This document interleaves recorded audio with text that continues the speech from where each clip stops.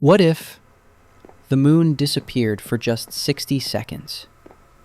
60 seconds. The very second it vanished, the world would fall into a darkness we've never seen before. Cities glowing with artificial lights, but in nature, pure blackness.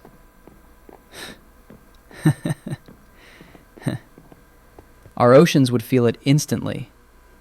Without the moon's pull, tides would freeze, waves flatten like glass, sea creatures confused and lost. Lost. Lost. On land, animals panic. Wolves stop howling. Birds lose their way. Even humans feel something is wrong. Do you feel it? But the scariest part isn't the disappearance. It's the return.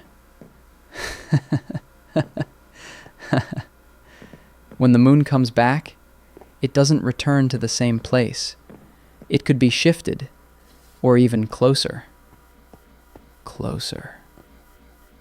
Imagine looking up, and the moon is so near you can see every crater.